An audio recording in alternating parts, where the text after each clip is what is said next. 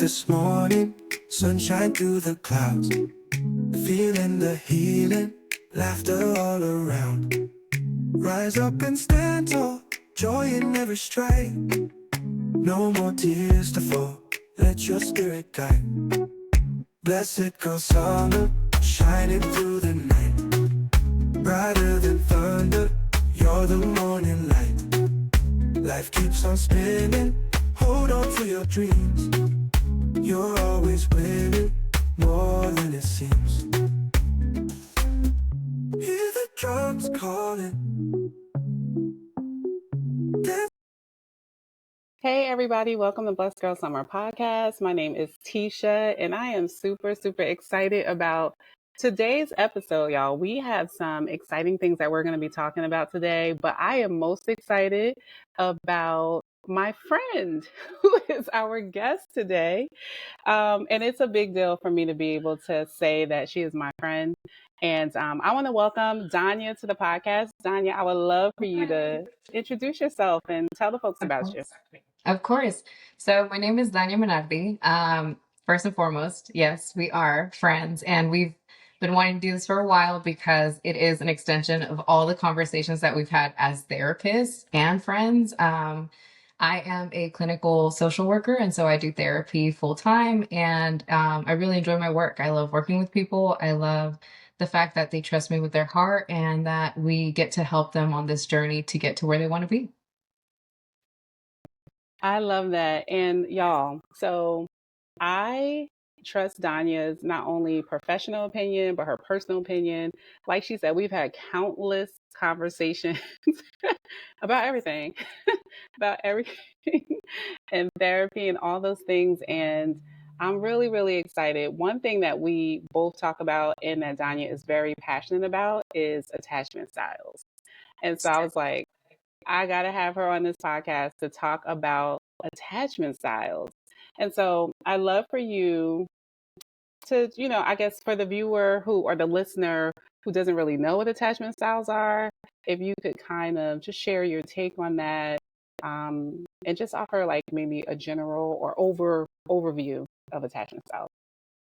So, like I've told you in the past, right? When I first started this whole journey of becoming a therapist, it seemed like every problem in the world, every mental health issue, every physical issue, all of the catastrophes happening in the world seemed to me to be a product of lack of love, as if love was the antidote, right? So, I love attachment theory because at its very core, it's saying that a lack of love messes us up in a way, but there is also a plan to be whole again, right? And so, attachment theory, the very basic idea is that the safety and security, the consistency of the safety and security that your primary caregivers give you at an early age shapes not only the relationships you're going to have throughout your whole life, right? It's like a blueprint for every relationship you're going to have, but it also greatly shapes how you view yourself, how you view others, and how you view the world, right? And so, ideally, when you have that really attuned care from your caregiver,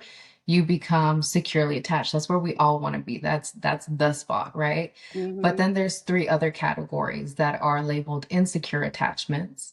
And those are a result of some degree of not having a fit attunement from your parents, right? And those three categories are anxious attachment, avoidant, and disorganized. And disorganized is kind of just a combination of the first two I mentioned all in one.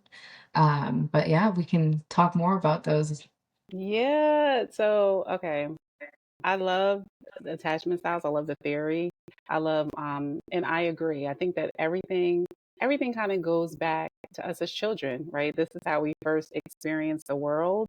And I think a lot of people maybe downplay or don't really understand how impactful those experiences are, on the person that we've become and that we are and how we show up in the world, right?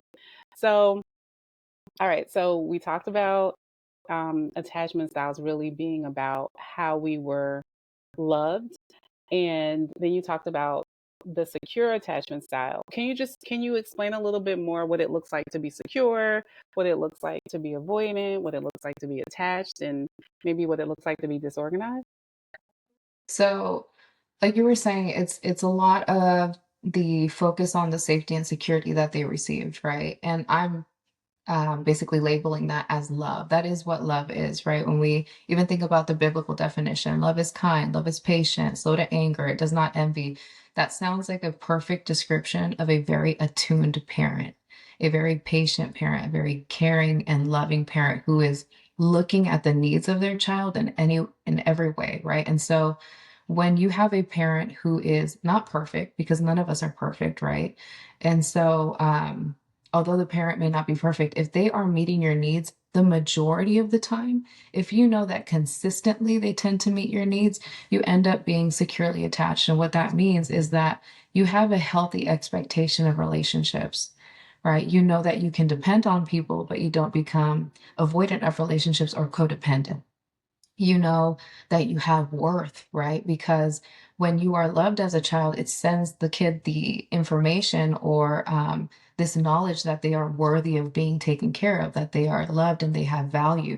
So they grow up to be individuals who have a really strong sense of self. They have great self esteem. They have healthy relationships. They understand boundaries really well, right? And then when they don't have people who are attuned to their needs, they can end up in one of these other categories. So I'll go by one just to explain, right? So Okay. all the other categories are a almost on a spectrum of the level of attunement of the parent, right? And so with the first one, the anxiously attached child, they tend to be a product of parents who were very hot and cold. They didn't really act in a consistent way. So if the parent would sometimes come when the child was crying, or sometimes meet the physical and emotional needs, but other times were screaming at them, or weren't available, or just flat out ignored them, right? The child doesn't know, okay, what version of my parent am I getting today? Like Mm. I don't know if you are going to meet my need. And that creates a lot of internal anxiety, right? Because I you've feel given me anxious just listening. really. No, really, like just listening to Yeah. like if I'm a little person and I don't really know if I can depend on you or how you're going to show up, I can see how that creates anxiety in the individual. And I appreciate you saying, like, if you're a little person, because it's from that perspective, and you'll often notice this with kids who are anxiously attached, even as they're having the need met, they're still kind of nervous, Hmm. right? Because in their mind, they're trying to figure out, what did I do in this situation that prompted you to actually meet my need, Mm. right? And this is for any child. They don't understand that their parents are flawed human beings, right? And so kids, as a survival mechanism, they blame themselves for everything. So when their parents are inconsistent, they start to internalize messages that I'm not good enough. If I was better, she would meet my needs. She would be more emotionally present for me. If I was a better child, if I wasn't so complicated, there must be something inherently wrong with me, Mm. right? Mm. And so that is the basis of the attachment for people who are anxiously attached. Then you have kids who are avoidantly attached, and they tend to be the product of parents who were distant emotionally, right? So they may have been really attuned to the kids' needs as far as feeding them and clothing them, giving them shelter, um, really providing a lot of opportunities for growth. But that emotionality, that connection, we're wired for connection. So to not have that need met then results in an adult or a child that is just emotionally distant. They do not like the idea of being emotionally connected to someone because that feels like danger, right? You have the potential now to break my heart. And this is like scar tissue, right? Residual scar tissue from their childhood, because as a child, we're naturally connected to our parents, regardless of who they are, right? And And does so, it, I hate to interrupt, but does no, it go ahead. also, because as you're talking, it's like, I'll just say, I was avoidantly attached. I did recently take another quiz. I'm in the secure space now, but what you're talking about, avoidant attachment, it also sounds like it's creating a space of hyper independence as well, like in the individual. They have figured out you're not going to take care of me the way that I need you to, so I'm going to do it for myself. And it's so interesting because both of those, the ones that we've just mentioned, they are both labeled under insecure attachments, but even their perception of the world and their self is so different. The anxiously attached person has a low value of self, high value of others, right? So they're consistently trying to change themselves to fit what other people want. And the avoidantly attached has a really high perception of self, low perception of others. So they're like, I do not trust you. I trust me. Right. And All so right. Am I laughing at myself and you're laughing at me too? I see you like squirming around over there. Here I am. So no. It's me. Hmm. I totally see how these things they impact us so much when we're adults, right? Hmm. And we don't realize until we start having back to back to back relationships where we start to see a theme.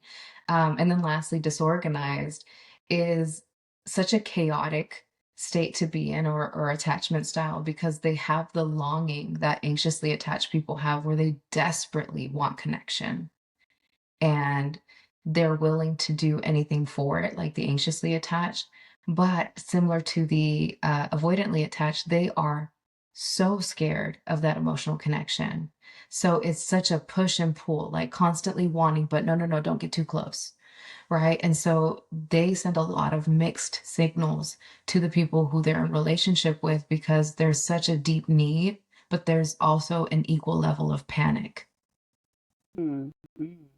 Some people are coming to my mind as we talk about this, but I think it's so important to understand these things about ourselves and about others because it really helps us learn how to show up. And I think helps us just better have an understanding of how to interact with people. And so I'm wondering if you'd be willing to share your attachment style or your what is it called as you begin to move into like from one insecure attachment to a secure attachment? Like as you're on that journey, is it like I'm a recovering avoidant or like what I've terminology do been you use for referring that? to it as Tisha, like recovering, because similar to people who are in addictions and things like that, they are recovering from habits, right? And I think that every attachment style has its own habits, right? They're maladaptive. Everything is adaptive when it's helping you survive. The moment that it becomes more harmful than useful, it's maladaptive, right? Mm-hmm. And in each category, they all have their maladaptive coping skills. For those of us who are anxiously attached, we cling on to people more than ourselves. And that leads to a loss of dignity and a lot of people pleasing and codependency. And people who are avoidantly attached, they tend to push people away. Right. And they can get so burnt out having to do it all on their own. Right. They become very resentful because nobody is holding them up, right? And that can also lead to trouble in relationships because that closeness is needed for intimacy, right? And then with the combination of both, you can just imagine. So for myself, I am what I just, describe as recovering anxiously attached. And I think that is what helps me so much in the work that I do because I have a heart for those people. And not just people who are anxiously attached, but any attachment that is other than secure because I know the pain associated with not feeling good enough, not feeling like other people are safe to connect with, right? The panic that ensues trying to figure out ways of gaining someone's approval or being so desperate to keep someone, and also the panic of am I really going to trust this person, right? That would be for an avoidant. So personally, I like I mentioned earlier, the good thing about attachment styles is they can always be fixed, right? It takes a lot of really intentional work, but you aren't stuck in it. And I think that's really beautiful in of itself. And so for me personally, like I've shared with you before, Mm-hmm. I feel like my relationship with God was very healing, right? We talk about God all the time, how God is love, right? His essence is love. So when we talk about love is patient, love is kind, it does not envy, that perfect parent the closer I got and the more time I spent with that perfect parent, it started to pull me out of all of these anxiously attached habits that I had, right? I realized looking back now, I was always blaming myself and taking responsibility for other people's problems, right? Going back to that child mentality of, oh, they must be perfect. It's me that's flawed. What do I need to improve? And it wasn't until I came to the end of myself, the end of my rope, where I cannot do this anymore. I quit. I quit, I surrender, and God took over and started showing me a lot of new things. And now I feel like I've drifted into that secure attachment, but it still takes consistent effort, right, to cast down every thought that does not align with God's word because it's tempting, right? There's going to be triggers in our lives that remind us of those moments, and we're going to be tempted to use those old maladaptive coping skills. And we have to make the decision to say, no, I'm choosing Mm. something different. And listening to your story, it's reminding me of my own experience as avoidantly attached. And for me, this was the way of living, right? I didn't really understand um, the need for deep emotional attachment. There's a level of disassociation that happens with from like how I feel and like not really being present with what I'm feeling. Like learning early on to separate the emotion from the person. And so I think it wasn't until later in my life, really having relationship, like being in romantic relationship and noticing, I think more that there was not, um, that I wasn't always aware of how I was feeling right, about things. It would be months would pass and I'm like, oh, that was I feeling like that? That actually happened. And so I think for me as an avoidant attached person, recovering avoidant attached person, it felt like normal. It felt like everyone, like, why is like, are people wearing their feelings on their sleeve? Like, why are people doing that? And then it was like a level, I would say, of pride and accomplishment and the fact that I could disassociate so well. Like, what I remember having a conversation when the Lord, and it was God too, God was dealing with me. And I'm like, what is it about these feelings? Like, why do we need these feelings? If at the end of the day, we just got to do whatever God said do. What does it matter how we feel about it? Like, why? And someone explained to me, they were like, just the way that blood flows through your heart, flows through your veins to your heart, um, that God has given us feelings for a reason. And let's say the feelings can be what you get those blood placates, I think they're called, that can block some of the blood flow to your heart. Those feelings come as little blockers, right? To like let you know, or indicators to let you know that something is not right. The blood is not flowing properly. And so what they were trying to explain to me was like, it's like the Holy Spirit. The blood is the Holy Spirit, and your heart is where God dwells and wants to be. Yes. And so the Holy Spirit is trying to flow there. And these feelings and things are indicators that something's going on that is blocking the flow. Girl, they had to explain it to me like that because I was like, this is not necessary. Like, Yeah. I don't need these feelings. Like, this is whack. Yes. Um, And that I love that you mentioned that too, because for people who are avoidantly attached, we frequently think about them in other relationships and how they will block off the emotion from the other person. But we don't realize those people are suffering too because they are blocking off the emotion from themselves, right? mhm. It's a frequent thing that I hear in therapy. Because we tend to be attracted to each other, avoidance and anxious, that, oh, my partner has no compassion for me and all these feelings that I have, right? But in reality, they don't have compassion for themselves. Like, what do you think they do with their feelings? And so in therapy, like that becomes the goal. For somebody who's anxiously attached, the goal is learn your own feelings, right? Instead of trying to pick up on what everybody else is thinking and feeling. And for the avoidantly attached, it's the same thing. What are you even feeling? Right? Because it's been blocked off for so long that you just feel physical symptoms. And you and I have even talked about that. I don't know if you'd like to share, but just the fact that when you don't feel your emotions, it takes over in another area of your body. Absolutely. I this week was a stressful week, and my back started hurting a little bit. Anytime I get like a feeling in my back now, I'm like, oh, what's going on? Like, are you stressed? What are you feeling? And not just are you, because I think a lot of people will be like, oh, I'm stressed. Why? Like, about what? What is the stress producing in you? What is the fear maybe associated with all of that? Like, there are many stress. It's not on the feeling wheel. Like, Yeah. you know, Yeah. it's the environmental thing that's happening. But what is the feeling that is being produced? And so, definitely in my body, my back used to go out. I had back surgery in my 20s. I had back surgery. Just so many different things. Even like sometimes, like my stomach would get really upset, and I wouldn't be able to eat. But just pushing it aside, like casting it off as like not connected to my emotions at all. And it wasn't until years later that I realized that there was a connection in my emotion.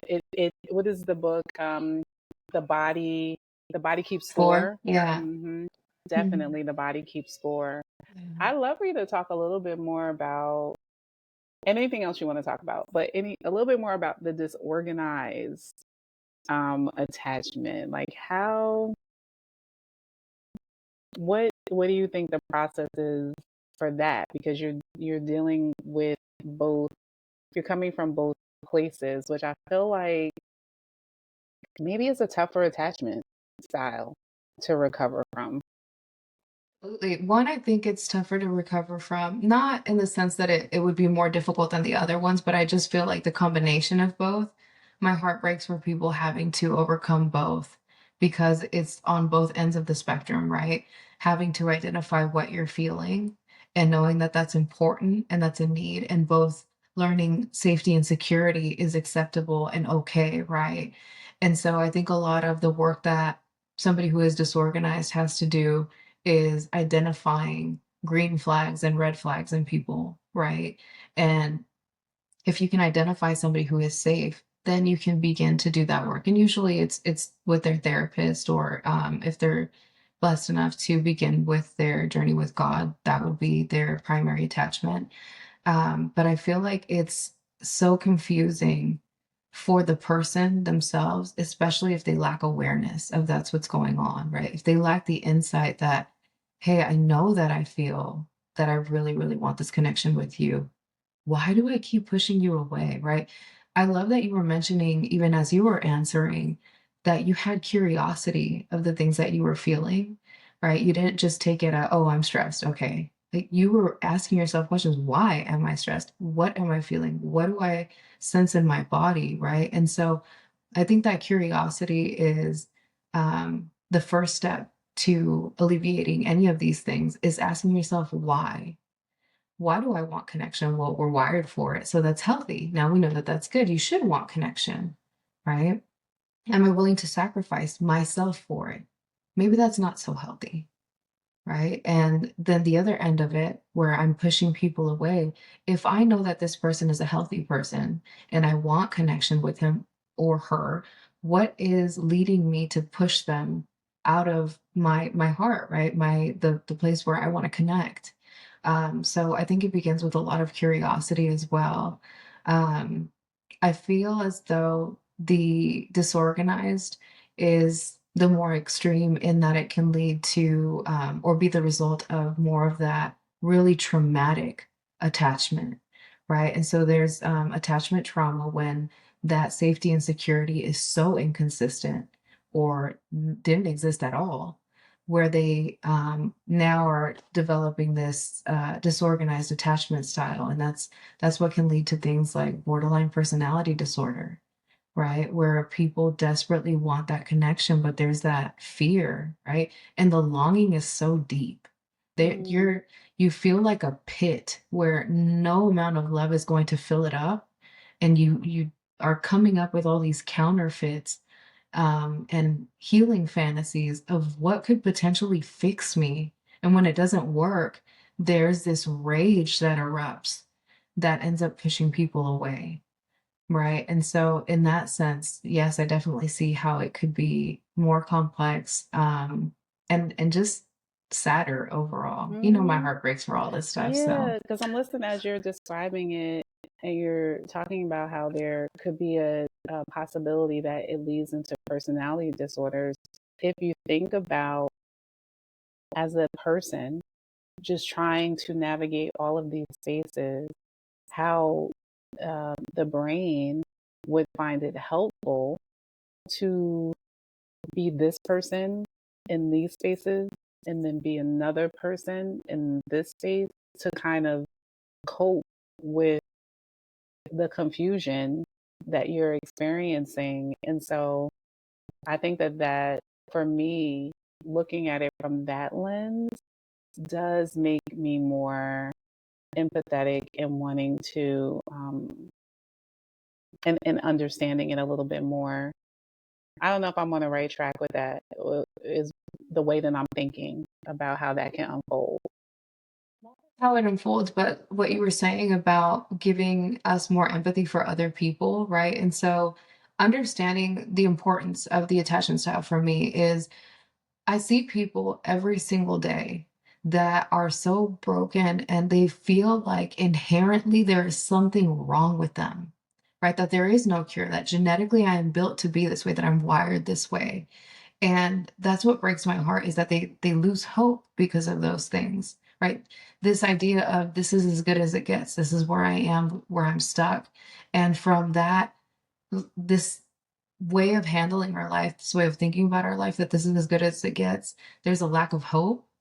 And what does a lack of hope do? It creates depression, right? And over time, that depression keeps getting worse and worse. It can develop to other things, right?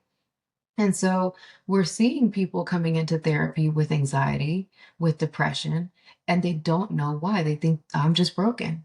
I don't know. I've always been this way. I've always felt this way. This is normal for me, right? Not understanding, hey, this goes way back to when you were a kiddo.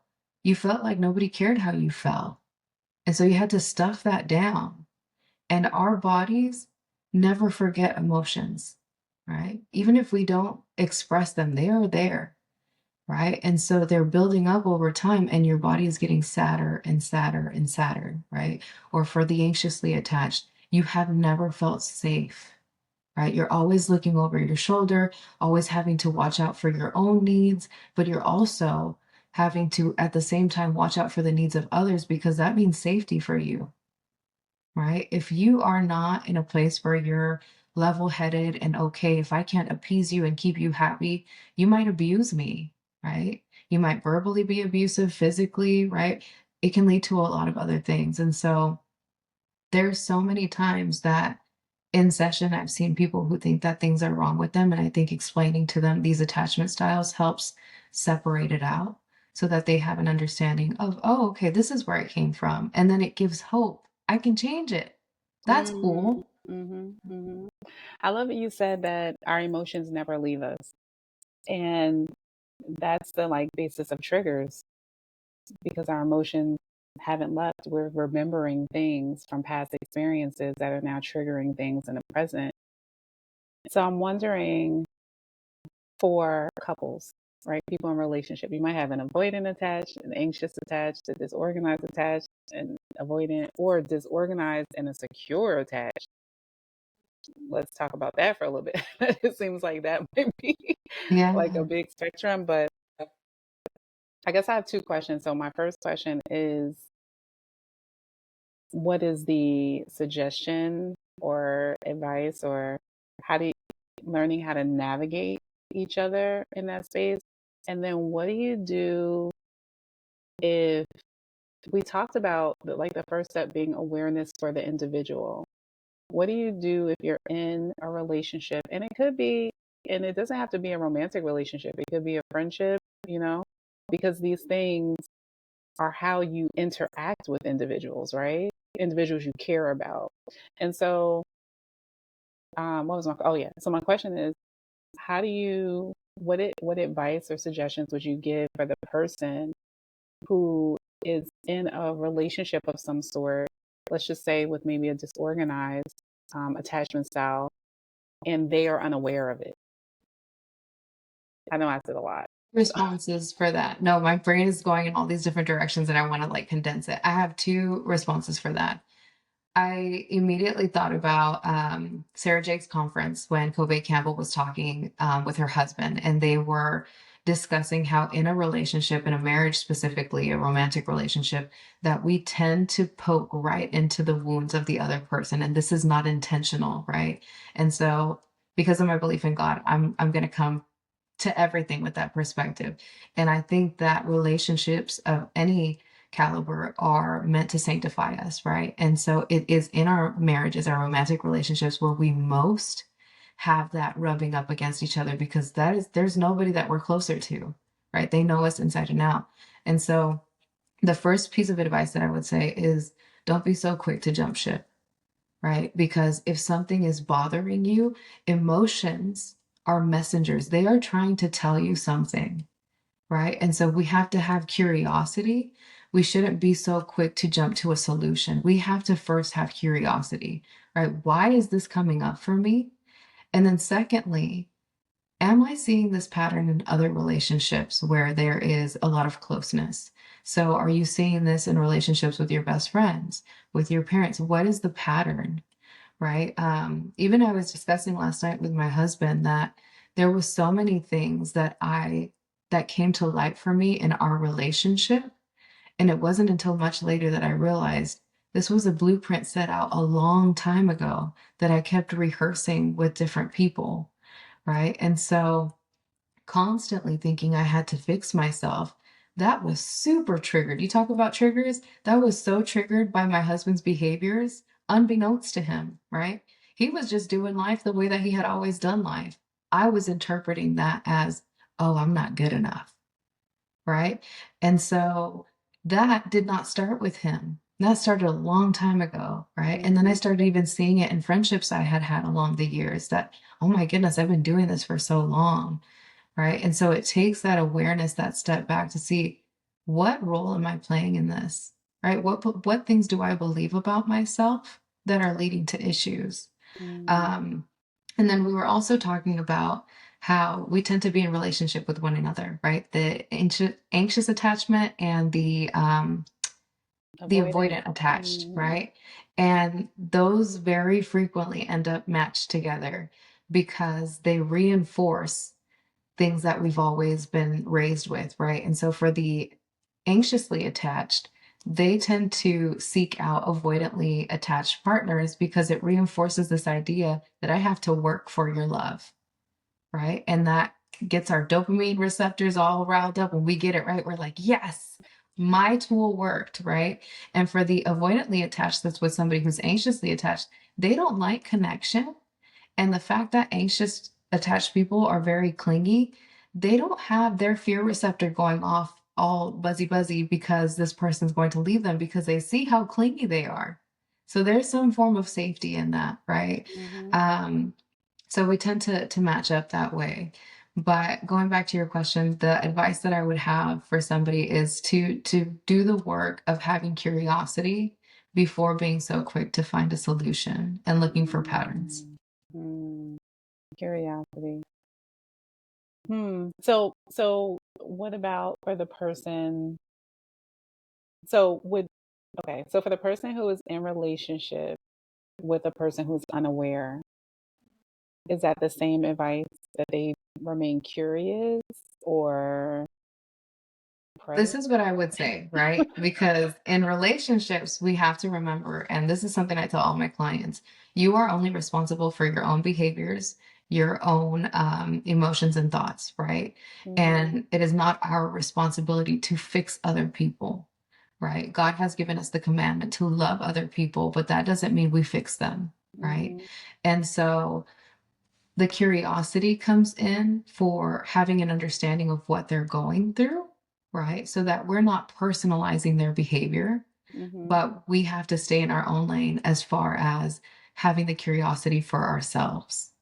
right? Giving that compassion back to ourselves or finding it in the first place, right? So I think that's the work that has to be done a lot of times is if you know that you're with somebody who lacks that insight where you're just like, oh my gosh, how did you not?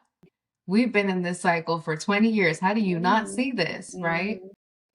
I feel like when we are growing as individuals, there begins to be this shift where then the partner is like, okay, I want what they're on. And I feel like that's kind of like our Christianity walk, right?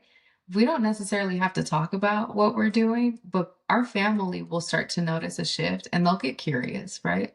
What are you doing that you're glowing?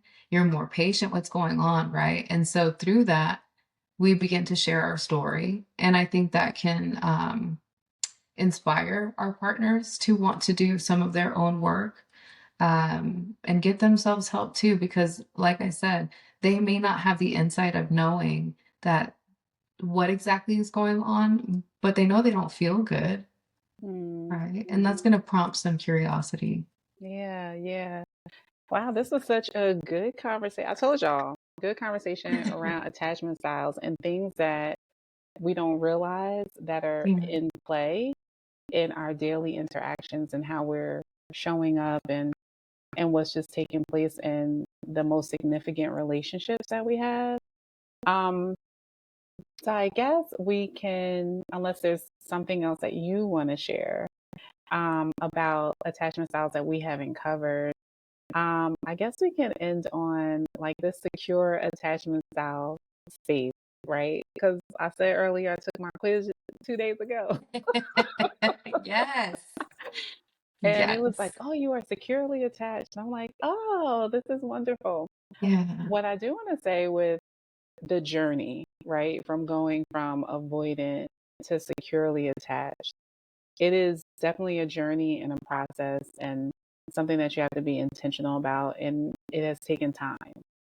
But what I will say is when you get to that more secure attachment, it highlights so many things for you that weren't highlighted before. And so I guess if we could speak to the securely attached person who wasn't always securely attached, who had to take that journey, um, I feel like sometimes it can be because you've done so much work, right? Because you've done so much work, and then maybe you have a friendship that is anxious attached, or you have a friendship that is avoidant attached, or any of the other insecure attachments. Sometimes it can put you in a place of, I want to say patience, but then high boundaries.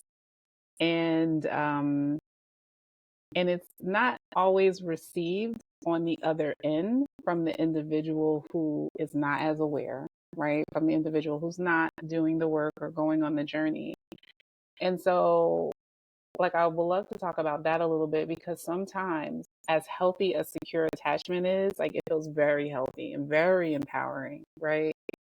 It can also be a little lonely when you're when there's not a lot of when you're not surrounded by other securely attached people. And definitely. so, I don't know, can we talk about that for a Ooh, little that bit? I feel Or, like that's also a part of our podcast episode about adult friendships, mm, because it gets lonely, right? I want to, so as you were talking about people who are securely attached or have had to fight, right? Because that's what it is. You had to fight to get there.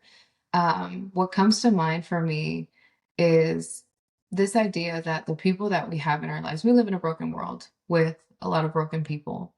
And I feel as though the purpose of relationships here on earth is to highlight the invisible, right? And so, what you were just saying, like, what if this person lacks insight? What if they don't have an awareness of all the ways that they're showing up in really damaging, dysfunctional, and maladaptive ways, right? It's meant to, you're meant to be in a relationship to highlight to each other, right? Whether you're doing it intentionally and saying, here's how you're messing up, right? It's more so the feelings that they're getting in the interactions, because again, those feelings are messengers.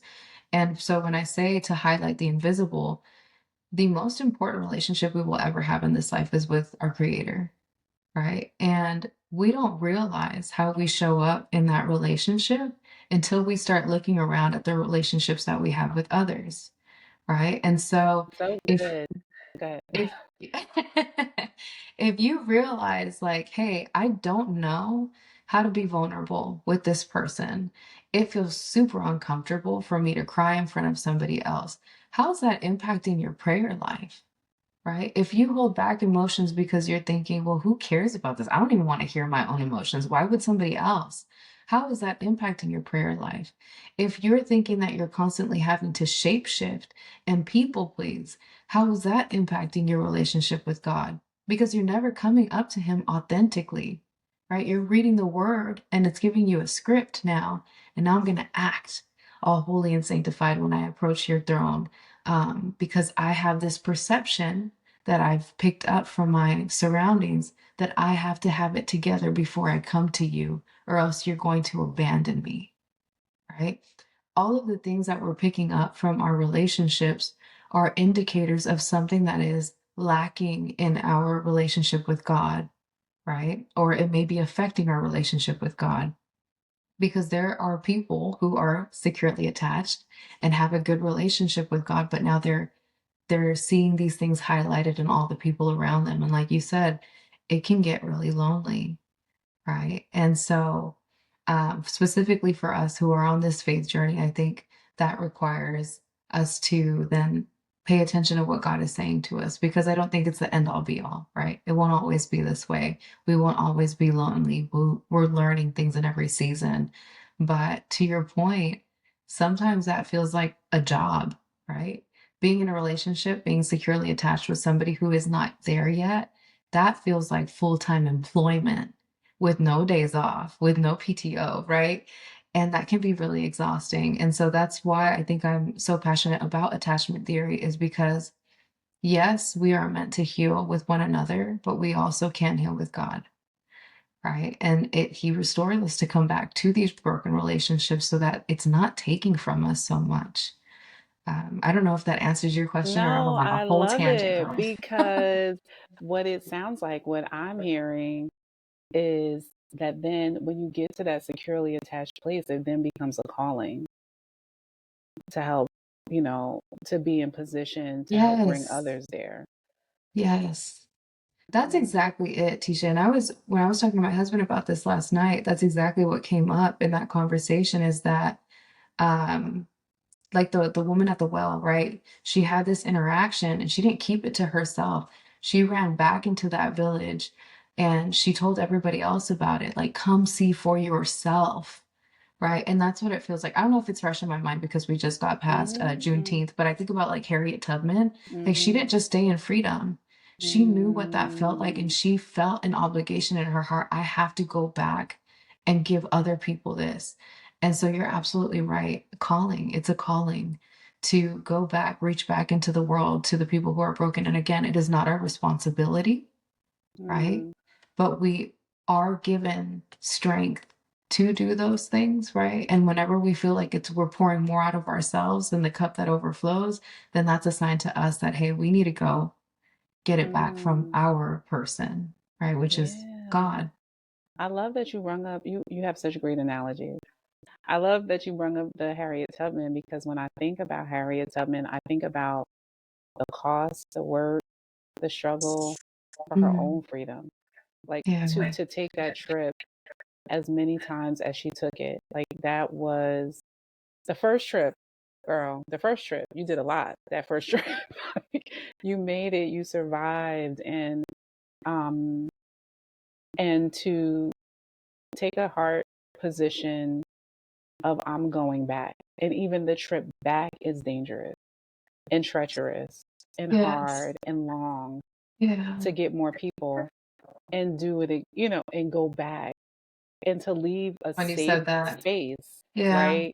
To go back into danger Mm, for other people.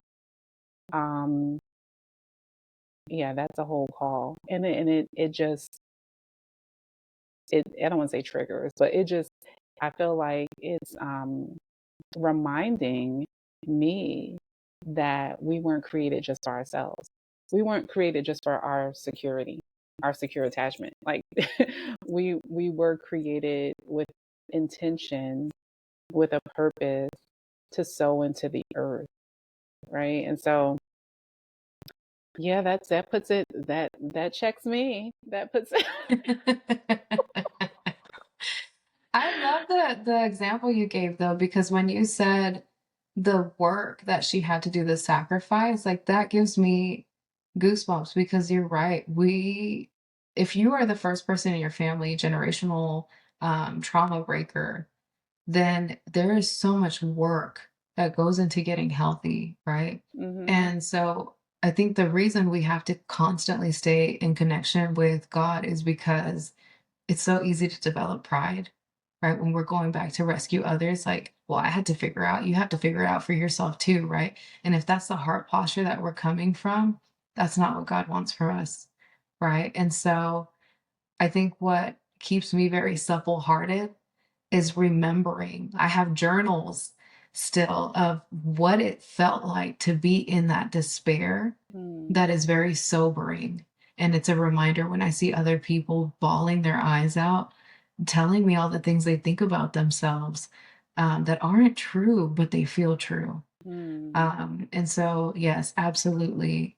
When we are blessed with a secure attachment, it then becomes a calling to reach back and help others, right? With the strength of the Lord, because we're not supposed to do it on our own, because if not, we get very, very prideful.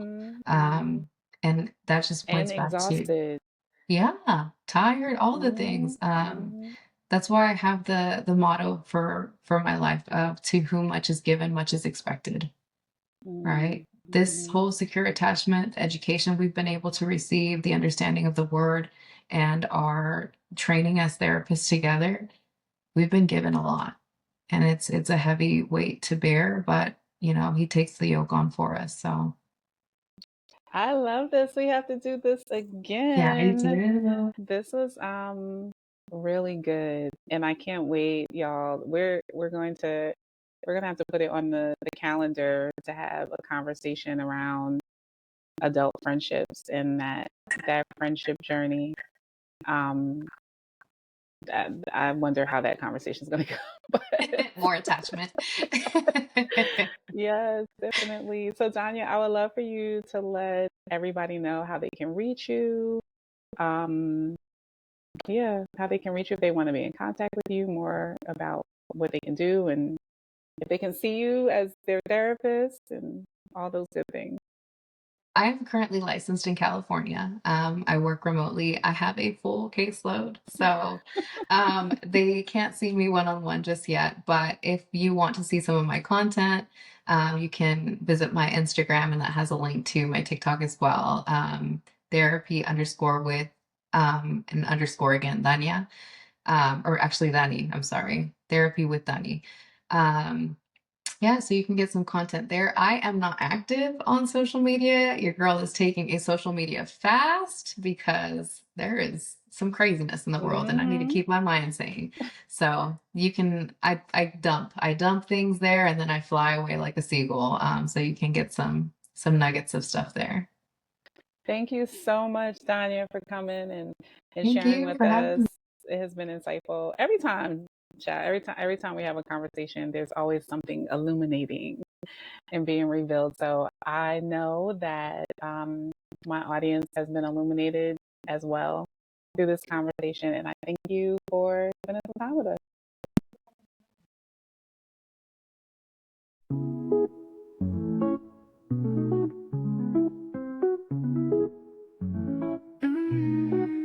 Woke up this morning, sunshine through the clouds, feeling the healing, laughter all around. Rise up and stand tall, joy in every stride. No more tears to fall, let your spirit guide. Blessed go summer, shining through the night. Brighter than thunder, you're the morning light. Life keeps on spinning, hold on to your dreams. You're always winning, more than it seems. Hear the drums calling, dancing to the dawn. Keep on being zone. Blessed go summer, shining through the night. Brighter than thunder, you're the morning light. Life keeps on spinning, hold on to your dreams. You're always winning, more than it seems. Hear the drums calling, dancing to the dawn. Keep on believing, strength in every song. Blessed go summer, shining through the night. Brighter than thunder, you're the morning light. Life keeps on spinning, hold on to your dreams. You're always winning, more than it seems.